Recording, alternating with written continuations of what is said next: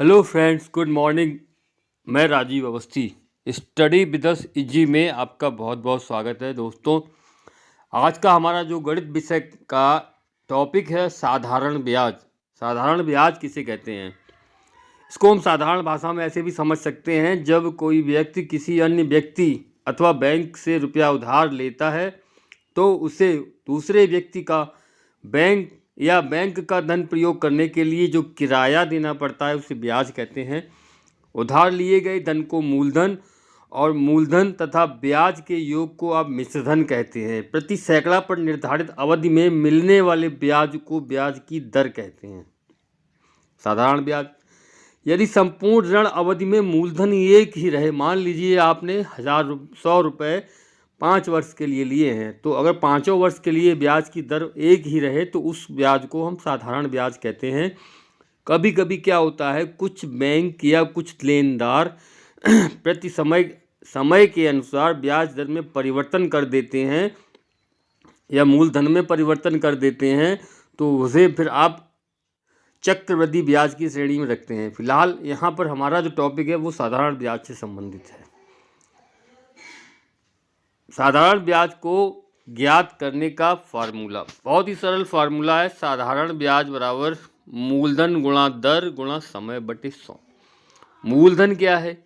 जो धन उधार दिया गया या उधार लिया गया उसे आप मूलधन कहते हैं। समय आप समझ सकते हैं, जितना भी समय आप उस धन का उपयोग करते हैं वो समय हो गया।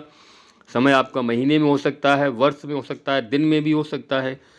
और दर प्रतिशत होती है। प्रत्येक 100 पर जो भी रेट फिक्स कर दिया जाता है उसको हम दर कहते हैं, ब्याज की दर।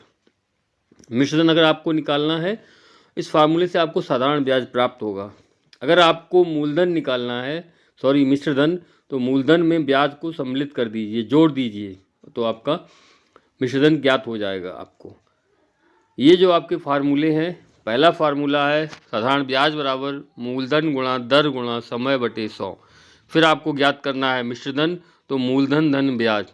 फिर आपको मूलधन और ब्याज का संयुक्त फार्मूला लिख दिया गया है। अगर आप डायरेक्ट ही निकालना चाहते हैं तो मूलधन कोष्टक में 1 धन दर गुणा समय बटे 100। अब आपका जो मुख्य फार्मूला है साधारण ब्याज बराबर मूलधन गुणा दर गुणा समय बटे 100, ध्यान से देखने पर यहाँ पर हमें 4 राशियाँ दी गई हैं और 4 राशियों में आपको 3 राशियाँ मूलधन दर और समय अगर ज्ञात है तो आप साधारण ब्याज निकाल सकते हैं। अब आप आते हैं गणितीय पर। गणित अंकों का खेल नहीं होता है, गणित तर्क शक्ति गणना करने का खेल होता है। तो यहाँ पर आपने क्या करना है कि इन 4 राशियों में ब्याज मूलधन दर गुणा समय, इनमें से आपको कोई भी राशि दी जा सकती है। कोई भी 3 राशियाँ आपको दी गई होंगी और आपसे चौथी राशि पूछी जा सकती है, सिर्फ इसी फार्मूले से ही। तो इस फार्मूले को परिवर्तित कर सकते हैं, यानी ट्रांसफॉर्म फॉर्म होती हैं। अगर आपको मूलधन ज्ञात करना है तो साधारण ब्याज गुणा 100 बटे दर गुणा समय। अगर आपको समय ज्ञात करना है, साधारण ब्याज गुणा 100 बटे दर गुणा मूलधन। अगर आपको दर ज्ञात करनी है, साधारण ब्याज गुणा 100 बटे मूलधन गुणा समय। तो ये इतने सारे आपके फार्मूले हैं। इन फार्मूलों की सहायता से, वैसे आपका एक ही मुख्य फार्मूला है साधारण ब्याज, और साधारण ब्याज फार्मूले से आप अन्य राशियाँ ज्ञात कर सकते हैं। अन्य फार्मूलों को आपको याद करने की आवश्यकता नहीं है। अगर आपको स्थानांतरण विधि आती है, किसी भी फार्मूले की स्थानांतरण विधि आती है, एक वीडियो में अलग से बनाऊंगा जिसमें आपको किसी भी फार्मूले का स्थानांतरण ट्रांसफॉर्मेशन, सीबीएसई और आईसीएसई बोर्ड में इसी एक चैप्टर भी दिया जाता है मैथ में कि हम किस तरह से ट्रांसफॉर्मेशन सीखते हैं। यानी कि अगर आपका एक पक्ष राइट हैंड से लेफ्ट हैंड अगर आप ट्रांसफॉर्म करते हैं तो आप, अगर पद धन का है तो वो पद ऋण का हो जाएगा, अगर वो पद गुणा का है तो दूसरे पद में जाके उसका भाग लग जाएगा। किस तरह से आप इसको परिवर्तित करते हैं, कैसे आप कोष्टक हटाते हैं, तो ये सभी मैं एक वीडियो में भी आपको अलग से बतलाने वाला हूँ। तो चलिए अब हम कुछ उदाहरण और सवाल भी लगाने की कोशिश करते हैं। चित्र में एक प्रश्न दिया गया है। पहले हम प्रश्न पढ़ते हैं। रुपये 450 के मूलधन पर 2 वर्ष में कितना ब्याज मिलेगा यदि 4 वर्ष बाद रुपये 1 पर साधारण ब्याज की उसी दर से ₹0.40 का ब्याज मिलता है। तो यहाँ पर आपको एक सवाल दिया गया है और इस सवाल में आपसे पूछने की कोशिश की गई है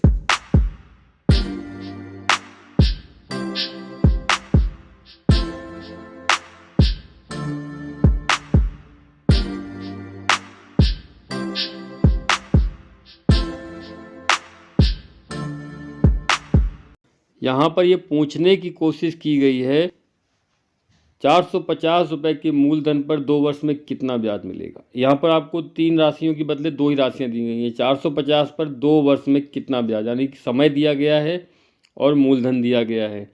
लेकिन एक हिंट भी दी गई है, यदि 4 वर्ष बाद ₹1 पर साधारण ब्याज की दर से उस कितना ब्याज मिलता है 0.40। तो हम दूसरे स्टेटमेंट का पहले प्रयोग करेंगे और यहाँ पर इसका सॉल्यूशन स्टार्ट करते हैं। आपका जो सॉल्यूशन यही होगा, पहले आपके सामने दिया गया है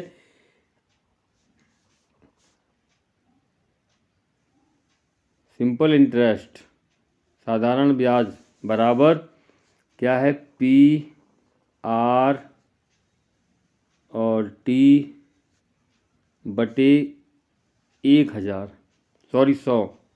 ये आपका साधारण फार्मूला है। इस फार्मूले का पहले उपयोग करेंगे दूसरे स्टेटमेंट के लिए। यहाँ पर मूलधन दिया गया ₹1 पर 4 वर्ष के लिए उसी ब्याज की दर से, दर यहाँ पर पूछी गई है, समय दिया गया है 4 वर्ष का और बट्टे 100, और ब्याज कितना प्राप्त होता है आपको 0.40। ये आपका सवाल। अब हम इसको हल करते हैं। यहाँ से हम R का मान प्राप्त करते हैं, तो हमारे पास जो R का मान निकल के आएगा वो आप देख सकते हैं। यहाँ पर क्या प्राप्त होगा हमको, R का मान, R यहाँ से आपको R का मान निकलेगा R बराबर 0.40। इसमें आपने गुणा किया 100 से, भाग देना है 1 गुणा 4 का, तो आपको यहाँ से R का मान प्राप्त होता है 10 रुपये। कितना मान मिलता है 10%। ये आपका रेट ऑफ इंटरेस्ट निकल के आ गया। अब प्रश्न आपका कहाँ पर आएगा, वापस आते हैं हम प्रश्न पर। आपका जो प्रश्न है 450 में 2 वर्ष में दर आपकी 10% हो गई, कितना ब्याज प्राप्त होगा। फिर आपको यहाँ पर SI लगाना है, तो अब आप यहाँ से SI प्राप्त करते हैं। SI बराबर मूलधन कितना था 450 रुपये, दर कितनी निकल के आई 10, समय कितना 2 वर्ष और बट्टे 100। अब ये आपका बिल्कुल सरल सवाल हो गया। भाग दे दीजिए, एक शून्य से एक शून्य विभाजित हो जाएगा, दूसरे शून्य से दूसरा शून्य विभाजित हो जाएगा। अब आपका आंसर आएगा यहाँ पर 90 रुपीज़। तो आपका जो आंसर निकल के आ गया। अब देखते हैं कौन सा वाला आंसर सही है। इसमें आपके 4 आंसर दिए गए हैं, तो आपका यहाँ पर पहला आंसर सही है, यानी कि उसी ब्याज की दर से 450 रुपये पर 2 वर्ष का साधारण ब्याज कितना होगा, जाकर के 90 रुपये।